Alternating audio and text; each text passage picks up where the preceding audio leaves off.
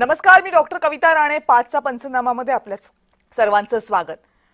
सध्या वेध लागलेले आहेत ते स्थानिक स्वराज्य संस्थांच्या निवडणुकांचे. नगरपालिका, नगरपंचायती, नगर परिषदा यांची निवडणूक तर जाहीर झालेली आहे. त्यांचा निवडणूक कार्यक्रमही जाहीर झालाय. मतदानाच्या मतमोजणीच्या तारखा कळलेल्या आहेत.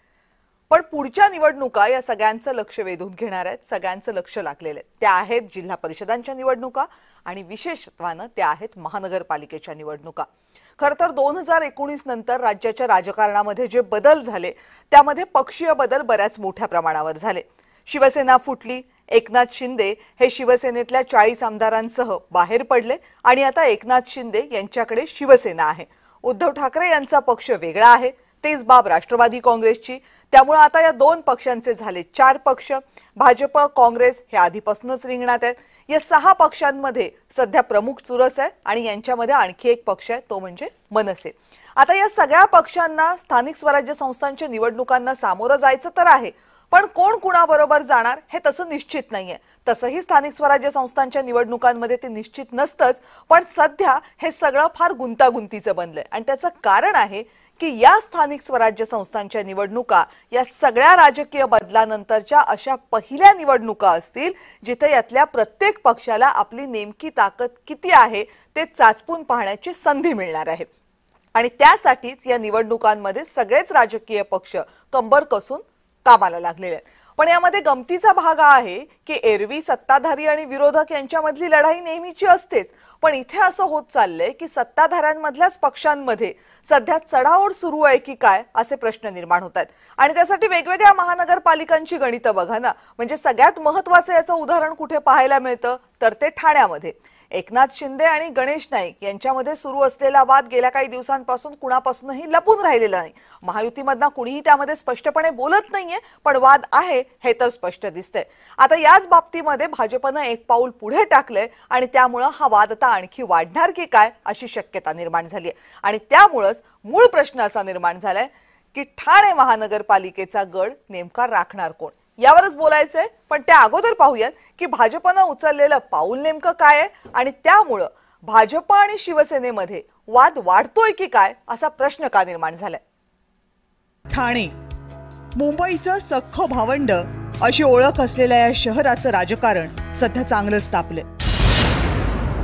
उपमुख्यमंत्री आणि ठाण्यातील सगळ्यात मोठे नेते एकनाथ शिंदे हे आगामी महानगरपालिकेच्या निवडणुकीत ठाण्याचा आपला गड राखण्याचा पुरेपूर प्रयत्न करणार हे उघड आहे.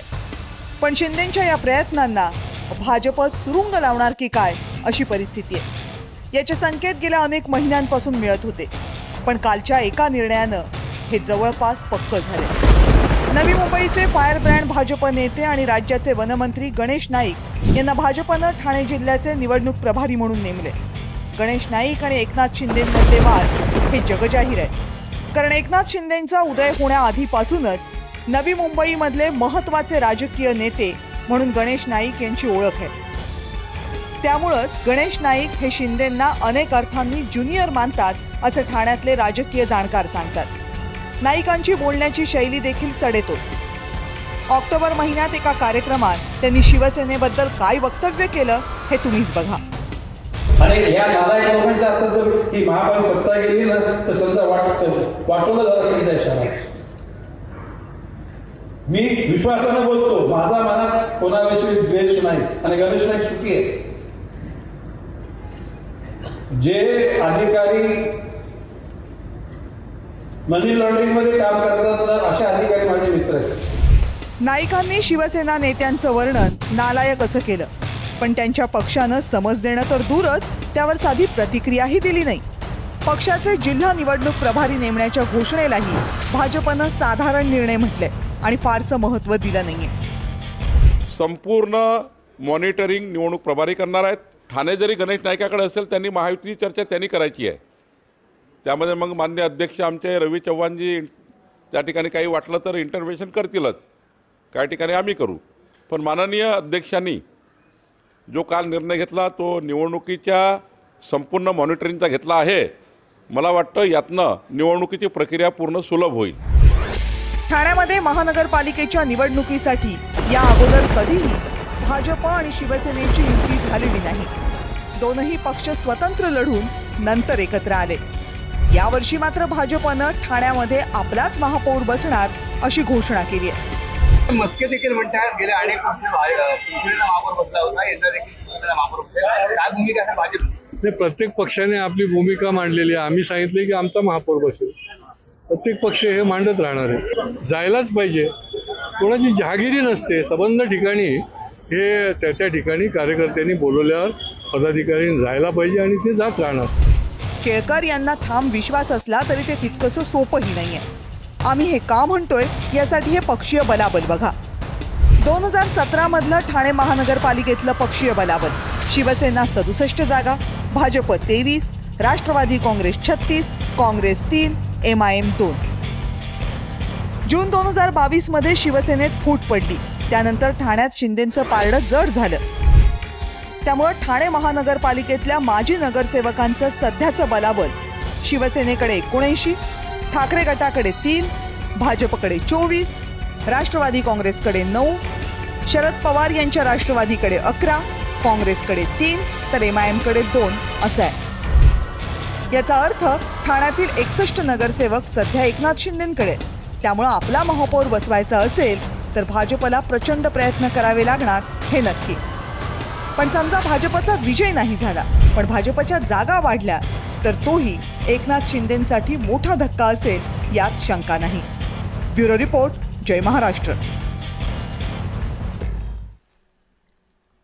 आता ज्या ठाणे महानगरपालिकेबद्दल इतकी चर्चा होतीये, ज्या ठाणे महानगरपालिकेकडे लक्ष ठेवून वेगवेगळ्या राजकीय नियुक्त्या केल्या जातात, ती ठाणे महानगरपालिका सगळ्याच पक्षांसाठी आणि विशेषतः शिवसेना आणि भाजपसाठी इतकी महत्त्वाची का आहे त्याची कारणंही बघा. ठाणे जिल्ह्यामध्ये भाजपचे अनेक आमदार आहेत. ठाणे महानगरपालिकेचा विचार केला तर मात्र गेल्या 30 वर्षांपासून सत्ता शिवसेनेची आहे. या अगोदर आनंद दिघे आणि त्यानंतर एकनाथ शिंदे हे शिवसेनेचे नेते ठाण्यामधले सगळ्यात लोकप्रिय नेते राहिले. आजपर्यंत ठाण्यामध्ये एकदाही भाजपला आपला महापौर बसवता आलेला नाही. शिवसेनेच्या वर्चस्वामुळे ठाणे शहरामध्ये भाजप फारशी वाढू शकली नाही असाही दावा केला जातो. बाळासाहेब ठाकरे आणि महाजन मुंडेंच्या काळामध्ये मुंबई ठाणे शिवसेनेचं असा एखादा अलिखित करार झाल्याप्रमाणेच परिस्थिती होती. 2014 मध्ये मोदी शहा सत्तेमध्ये आले आणि त्यानंतर मात्र समीकरणं बदलायला सुरुवात झाली. ठाणे मुंबई अपवाद नव्हतं. मित्रपक्ष काहीसे दुखावले तरी चालतील पण पक्ष वाढला पाहिजे यासाठी जोखीम घ्यायला नरेंद्र मोदी आणि अमित शहा यांची तयारी होती. 2017 मध्ये सुद्धा भाजप आणि शिवसेना ठाणे महानगरपालिकेसाठी लढले स्वतंत्र, पण भाजपला फारसं यश काही मिळालं नाही. यावेळेस युती मुंबईमध्ये जरी झाली या दोन पक्षांमध्ये तरी ती ठाण्यामध्ये होण्याची शक्यता सध्याची परिस्थिती पाहता अत्यंत कमी दिसते.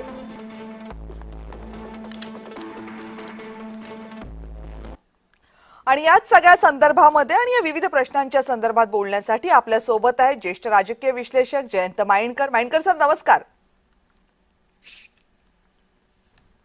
बोला. आणि ज्येष्ठ राजकीय विश्लेषक प्रवीण पुरो सुद्धा आपल्या सोबत आहेत. प्रवीण सर आपलंही स्वागत. नमस्कार. बरं चला मायणकर सर तुमच्यापासून सुरुवात करूया. कसं बघता तुम्ही ठाण्यातल्या या परिस्थितीकडे? फक्त आता स्थानिक स्वराज्य संस्थांच्या निवडणुका जवळ आल्यात म्हणून ही धुसफूस आहे की ही धुसफूस लॉंग टर्म चालणार आहे? एक लक्षात घ्या, मुंबई, नवी मुंबई आणि ठाणे ह्या एक प्रकारे तो जो एक शब्द आहे सोन्याचं अंड देणारी कोंबडी हा जो आपण म्हणू शकतो.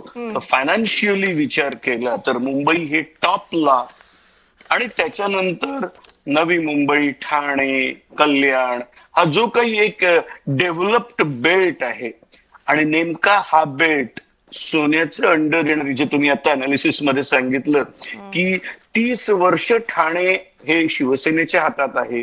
त्याच प्रकारे आपल्याला माहिती आहे जवळपास तेवढाच काळ किंवा त्याच्याहून जास्त मुंबई सुद्धा शिवसेनेच्याच हातात आहे, ठाकरे घराण्याच्या हातात आहे.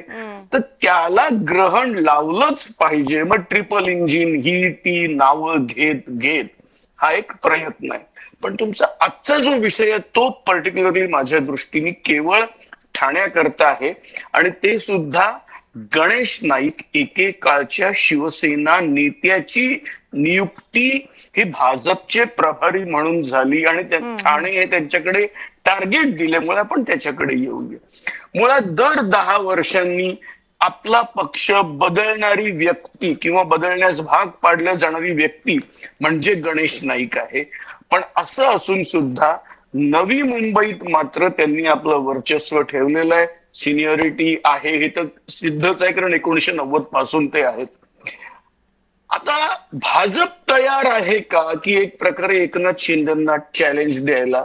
तर ज्या व्यक्तींनी नरेश म्हस्के खासदाराला निवडून आणलं ती व्यक्ती सहजासहजी ठाणे महापालिका भाजपच्या झोळीत टाकेल का? तर आपल्या अनालिसिस मध्ये जे बोललात ते बरोबर आहे की प्रयत्न भलेही भाजप एकदम आम्हाला महापौर पाहिजे म्हणून करेल, पण कुठेतरी उपमहापौर म्हणा काहीतरी म्हणा आम्ही आमचं अस्तित्व दाखवू शकलो, आम्ही नंबर 2 ला तरी राहू शकलो, याच्यावर त्यांना समाधान मानावं लागेल. जर शिंदे गट हा स्वतःचा खासदार आणू शकतात ठाण्यामधून तर त्यांना तसं मला एक प्रकारे भीती आहे अशी काही वाटत नाही. त्यातून आज भलेही तो विषय नसला तरी पण त्याचा थोडासा रेफरन्स घेतो. अजित पवार सुद्धा आपल्या मुलाच्या एका प्रकरणात आजच गोत्यात आलेले आहेत.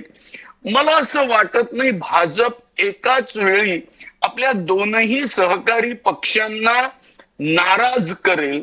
ही वस्तुस्थिती आहे की त्यांना शिंदे नको आहेत, पण मग त्याला पर्याय काय? ही वस्तुस्थिती की त्यांना शिंदेना काढायचं आहे, मग ते अशा प्रकारे डिफीट करून काढतील की त्यांच्या समोर मर्जरचं ऑप्शन ठेवून काढतील, हा प्रश्न आहे. किंवा जास्तीत जास्त भाजपकडे जागा घेण्याचा प्रयत्न करतील. मला असं वाटतं एक प्रकारे गणेश नाईकांना एक टास्क दिलेला आहे की keep some tab on Eknath Shinde, आणि ते त्यांना ते अनुभवी असल्यामुळे ते काम त्यांच्याकडे ते काम दिलेलं आहे मुळात, आणि त्या कामाला महत्वाने म्हणून हे जे काय सगळं म्हणतात की त्यांच्याकडे आता ते आमचाच महापौर होईल, हे सगळ्या एक प्रकारच्या प्रेशर टॅक्टिक्स आहे. गणेश नाईक एक प्रकारे सिनियर आहेत बरेचसे यांना, एकनाथ शिंदेना, किंवा आता त्यांनी मनी लॉन्ड्रिंग पर्यंत जे काही बोलले आपल्याला सगळ्यांना माहिती आहे. मनी लॉन्ड्रिंग मध्ये कोणाचं नाव आलं होतं, ज्या व्यक्तीचं नाव आलं होतं ती व्यक्ती कोणत्या मंत्र्याकडे तेव्हा काम करत होती हे मीडिया म्हणून आपल्याला सर्वांना माहिती आहे. याचा अर्थ एक प्रकारे जुनी प्रकरणं काढून हे एक गणेश नाईक एक प्रकारे हा प्रेशर ठेवण्याचा प्रयत्न करतील. यश कितपत मिळेल सांगता येत नाही. ओके, गणेश नाईक हे प्रेशर टॅक्टिक्स म्हणून प्रयत्न करतील, पण यश कितपत मिळेल हे सांगता येत नाही, कारण यश मिळण्यासाठी त्यासाठी संघटनात्मक ताकद किती आहे ठाण्यामध्ये हे सुद्धा ठरेल. प्रवीण सर, तुम्ही या परिस्थितीकडे बघताना एक कसं पाहता, आणि या सगळ्याकडे ठाणे महानगरपालिकेपुरता जर विचार केला, अर्थात हे प्रकरण काय ठाणे महानगरपालिकेपुरतं मर्यादित राहणार नाहीये, पण सध्या ठाणे महानगरपालिकेचा जर विचार केला तर या वादाचा, गेल्या काही दिवसांमध्ये दिसत असलेल्या विसंवादाचा कितपत परिणाम होईल?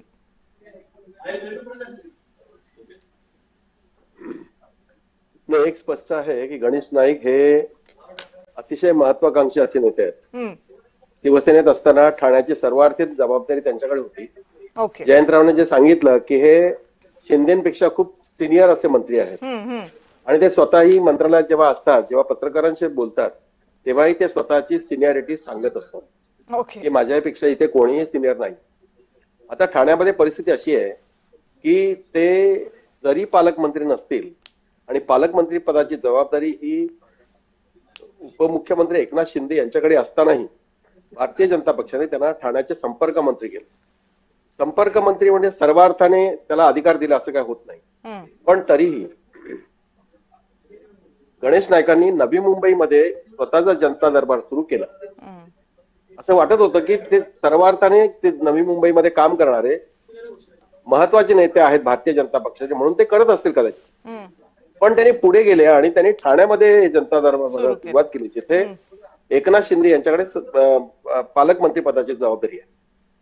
या सगळ्या परिस्थितीमध्ये एकनाथ शिंदेची जी काही महत्वाकांक्षा आहे किंवा महत्वाचा एक भाग जो आहे किंवा जबाबदारी आहे, या जबाबदारीपासून भारतीय जनता पक्ष खूप दूर लोटला जात होता. एकनाथ शिंदे तिथे काम करतायत, पण भारतीय जनता पक्षाला अपेक्षित असं यश तिथे मिळत नव्हतं. मग ठाण्यामध्ये 3 त्यांचे आमदार आहेत. संजय केळकर असतील, स्वतः गणेश नाईक आहेत, मंदा म्हात्रे, सुलभा गायकवाड आहे. पण यांच्यापैकी एकही असा, गणेश नाईक वगळता कोणी असं काही एकनाथ शिंदेना काही टफ देईल किंवा त्यांना आव्हानात्मक त्यांची बाजू उचलून धरेल स्वतःची भारतीय जनता पक्षाची, अशी काही स्थिती नाही. आणि मग या परिस्थितीमध्ये भारतीय जनता पक्षाला कुठल्याही परिस्थितीमध्ये एकनाथ शिंदेच्या समोर स्पर्धा निर्माण करू शकेल किंवा आव्हान पेलू शकेल असा नेता हवा होता. आणि त्याच्याकरता गेले काही दिवसांपासून गणेश नाईक, आपण म्हटलो की बाबा गणेश नाईकांनी शिवसेनेच्या संदर्भात अनेकदा वक्तव्य केली. नवी मुंबईत तर एका भूखंडाच्या संदर्भात जेव्हा सिडकोच्या भूखंडाच्या संदर्भात जेव्हा त्यांनी वक्तव्य केलं तेव्हा त्यांनी थेट आरोप केले की असं हे जर कोण भ्रष्टाचार करत असेल तर मी खपून घेणार नाही. एकाच पक्षाचे 2 मंत्री जेव्हा एकमेकांच्या बरोबर असं बोलत असतील तेव्हा भारतीय जनता पक्षाच्या वाढीच्या संदर्भात ही काही कुजबूज जी आहे ती सातत्याने चर्चेली जात होती. नवी मुंबईत प्रामुख्याने गणेश नाईकांचा मोठा एक कारभार आहे, तिथे महानगरपालिकाही त्यांच्या ताब्यात आहे.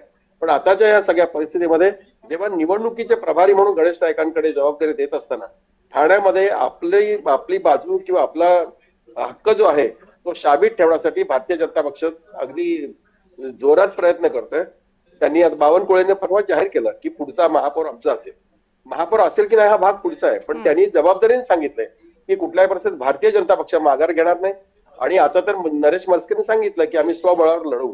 प्रत्येक भारतीय जनता पक्षाने शिवसेना स्वबळाची भाषा जेव्हापासून करायला लागले तेव्हा ठाण्यामध्ये कुठल्याही परिस्थितीत भारतीय जनता पक्ष ही सहजासहजी निवडणूक जी आहे ती अशी सहज सुटी सोडणार नाही हे स्पष्ट दिसायला लागले.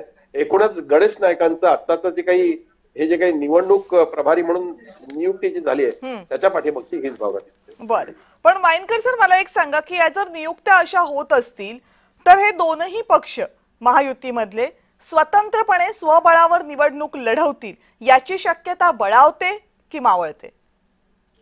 बिलकुल नाही. याचं कारण असं आहे, मी थोडंसं आत्ताच सांगणार होतो मगाशी, की ठाणे आणि कल्याण मधलं जे काही राजकारण आहे ते मुंबईच्या राजकारणावर पूर्णपणे अवलंबून राहतं. एक लक्षात घ्या, मुंबईत जर का इथे शिवसेना शिंदे गट आणि भाजप, कारण भाजपला मुंबईत शिवसेना शिंदे गटाची नितांत गरज राहील. आपण असं धरूया 2 ठाकरे बंधू जे काही सध्या चालू आहे त्या दृष्टीने 2 ठाकरे बंधू जर एकत्र राहिले तर शिवसेनेचा कुठला तरी एखादा मतांचा गठ्ठा आपल्याकडे ओढण्याकरता त्यांना शिंदेची गरज राहील. आणि तिथे शिंदेना मुंबईत त्यांना काही ना काही जागा द्याव्याच लागतील. आणि हे जेव्हा डील होतं, शेवटी कोएलिशन मध्ये तुम्हाला डील करावं लागतं. मग आम्ही तुम्हाला इथे देत आहे, मग ठाण्यात तुम्ही थोडंसं कमी घ्या, हेच होणार आहे. पण हे होत असताना एक प्रकारे मी जो मगाशी शब्द वापरला टू कीप टॅब, प्रेशर टाकायचं, ते काय आम्ही तुमची लफडी बाहेर काढू, म्हणजे कोणाचंही नाव घ्यायचं नाही. असं नाही म्हटलं की हे एक शिंदे गटाच्या कोणा एका नेत्याचं आहे पण मला माहिती आहे वगैरे, आणि कुठल्याही काय तो मनी लॉन्ड्रिंग वगैरे शब्द वापरायचा आणि एक प्रकारे सतत ऑन टेंटर हुक्स ठेवायचं, मीडियामध्ये चर्चा करायची, आम्ही तयार आहोत असं म्हणायचं. पण माझा प्रश्न अशा प्रत्येक वेळेला हाच राहील, तुम्ही मुंबईत जर वेगळे लढलात, म्हणजे मुंबईत जर का भाजपनी एकला चालो रे असं म्हणत शिंदेशी युती तोडली तरच मी मान्य करीन की ठाणे, कल्याण, नवी मुंबई या सर्व ठिकाणी, पर्टिक्युलरली हा जो एक बेट मानला जातो मुंबईशी संलग्न असलेला, तिथे सुद्धा त्यांची युती होणार नाही. पण जर तुम्ही जर तुम्ही मुंबईत युती करणार असाल, जी गरज आहे याचं कारण 2 ठाकरे बंधू एकत्र आल्यानंतर शिंदे गटाची गरज भाजपला आहे. त्याच्यामुळे तिथे जेव्हा तुम्ही युती करणार तेव्हा ज्या शिंदेंनी ठाण्यात आपला वर्चस्व राखलेला आहे, जसा गणेश नाईकांनी नवी मुंबईत राखलेला आहे, तिथे त्यांचं महत्व मान्य करत थोडंसं कमी जास्ती करत ते त्यांना ऍक्सेप्ट करावं लागेल. कारण जर तिथे नाही स्वीकारलं तर लक्षात घ्या मुंबईत सुद्धा ही युती होणार नाही. आणि या पूर्ण बेल्टमध्ये हे त्यांना महत्वाचं आहे. बर, म्हणजे ठाणे, मुंबई किंवा आपण अगदी थोडासा वायडर विचार केला तर MMR रिजन मध्ये युती झाली तर सगळीकडे होईल, नाही झाली तर ती कुठे होणार नाही, कारण मुंबईतल्या युतीचा या सगळ्यावर परिणाम होईल असं तुमचं अनालिसिस आहे. पुरेसर आता यातला प्रश्न माझ्यासाठी असा आहे की जेव्हा हे 2019 पासून सगळं सुरू झालं, पक्ष फुटले, त्याच्यानंतर कोणत्याच पक्षाला माहित नाहीये, म्हणजे वेगळे झालेल्या शिवसेनेला किंवा वेगळ्या झालेल्या राष्ट्रवादी काँग्रेसला हे नाही माहित की आपली नक्की ताकद किती आहे, कारण तेव्हापासून झालेल्या निवडणुका सगळेजण एकत्र लढलेत. आता स्थानिक स्वराज्य संस्थांच्या निवडणुकाही या सगळ्यांसाठी हे जाणून घेण्याची सगळ्यात मोठी संधी आहे की ग्रामीण भागामध्ये वेगवेगळ्या विभागवार आपली ताकद नेमकी किती आहे. ती संधी हे राजकीय पक्ष सगळे घेतील की झाकली मूठ 1.25 लाखाची म्हणून लढा एकत्र आणि आहे ती परिस्थिती पुढे नेऊयात अशी भूमिका त्यांच्यासाठी सोयीची राहील? निश्चितच काही ठिकाणी असं आहे की काही नेते जे आहेत ते स्वयंभू झालेले आहेत. म्हणजे त्या पक्षांच्या पेक्षा, म्हणजे भारतीय जनता पक्षापेक्षा एक गणेश नाईकांची ताकद वाढली आहे. तिकडे रायगडमध्ये राष्ट्रवादी काँग्रेसपेक्षा तटकरेंची ताकद वाढलेली आहे. इथे प्रत्येक ठिकाणी हे लोक स्वयंभू झाले, स्वतःला स्वयंभू समजतात. त्याच्यामुळे त्या ठिकाणी प्रत्येक पक्षामध्ये वाद आहे. म्हणजे आता युतीमध्ये एकनाथ शिंदे, सुनील तटकरे हे एकत्र बसत असले तरीही रायगडमध्ये त्यांचं आता एकमेकांशी जमत नाही. तिकडे कदाचित राष्ट्रवादी काँग्रेस पक्ष उद्धव ठाकरेंच्या शिवसेनेच्या बरोबर बसायच्या तयारीत लागलेले आहे. काही ठिकाणी त्यांनी उमेदवारी घोषित केलेले आहेत. या सगळ्या बाबी लक्षात घेता ते तसंच प्रकरण जे आहे ते नवी मुंबईत आहे. आज राष्ट्रवादी काँग्रेस आणि शिवसेना यांचं नवी मुंबईत अजिबात जमत नाही. म्हणजे आता आपल्या यांनी सांगितलं त्याप्रमाणे या प्रत्येक ठिकाणी या पक्षांचे वाद जे आहेत हे जर मिटले नाहीत तर त्यांनी आता जसं बावनकुळेंनी सांगितलं, आम्ही स्वबळावर लढवू, पण ज्यावेळेला निकाल लागेल तेव्हा आम्ही एकत्र येऊ. या सगळ्या बाबी ज्या आहेत आता त्यांच्याकडे खूप चांगलं असं काहीतरी वातावरण आहे युतीमध्ये, असं काही प्रकार नाहीये. म्हणजे रायगड पासून अगदी नवी मुंबई पासून ह्याचे सगळी प्रकरणं जी आता बाहेर पडत आहेत त्याचं कारण एकच आहे की या दोन्ही पक्षांमध्ये, प्रामुख्याने युतीमधले हे दोन्ही पक्ष जे आहेत त्यांच्यामधला वाद सातत्याने वाढतोय आणि वाढत असलेल्या वादाचे परिणाम म्हणजे आगामी काळामध्ये ही सगळी जी काही निवडणुकीची जी काही आता जी तरेवाईक स्थिती जी आहे ती आणखी वाढेल अशीच परिस्थिती आहे. आणि हे खरं आहे की सत्ता जेव्हा भरभक्कम स्थितीमध्ये स्थिरस्थावर होते त्यावेळेस जे कोण सत्ताधारी असतात त्यांच्यामध्ये वाद निर्माण होणं काही विशेष नाही. मग पक्ष एक असू देत किंवा त्याच्यापेक्षा जास्त असू देत हे काही विशेष नाहीये. त्यामुळे हे जर होत असेल तर राजकीय परिघामध्ये जर आपण पाहिलं तर ते खूप अपरिहार्य आहे आणि ते होते. मुद्दा असा आहे की महाराष्ट्रातल्या बदललेल्या राजकीय परिस्थितीमध्ये नक्की कोणता पक्ष कुठे आहे, नक्की कोणत्या पक्षाबरोबर कॅडर आहे, किती कॅडर त्या पक्षासोबत आहे हे जाणून घेण्याची जी संधी आहे ती महाराष्ट्रातल्या वोटरला मिळालेली आहे, राजकीय वर्तुळाला मिळालेली आहे. ती संधी राजकीय पक्ष देणार का? कारण जोपर्यंत ते त्यांच्यामधले वाद बाजूला ठेवून एकत्र येत आहेत तोपर्यंत ती संधी मिळणार नाहीये. आणि जर त्यांनी हे सगळं बाजूला ठेवून स्वबळावरच लढायचं असं ठरवलं तर ती संधी मिळणार आहे. त्यामुळे या दृष्टीने सुद्धा या निवडणुका महत्त्वाच्या असतील. आणि अर्थातच आपल्या सोबत आलेल्या मित्र पक्षांना भाजप कसं वागवणार आहे आणि स्थानिक स्वराज्य संस्थांच्या निवडणुकीमध्ये जो मान विधानसभेला आणि लोकसभेला दिला तोच देणार आहे का हाही प्रश्न असेल. नाहीतर स्थानिक स्वराज्य संस्थांच्या निवडणुका स्थानिक पातळीवरची गणितं वेगळी आहेत हे घासून घासून गुळगुळीत झालेलं वाक्य सगळ्या राजकीय पक्षांसाठी सोयीचं असेलच असेल. आपण दोघेही जण या चर्चेमध्ये सहभागी झालात, आपल्या दोघांचेही मनापासून आभार. आणि यानंतर 5चा पंचनामामध्ये वेळ झाली इथेच थांबण्याची. पाहत रहा जय महाराष्ट्र.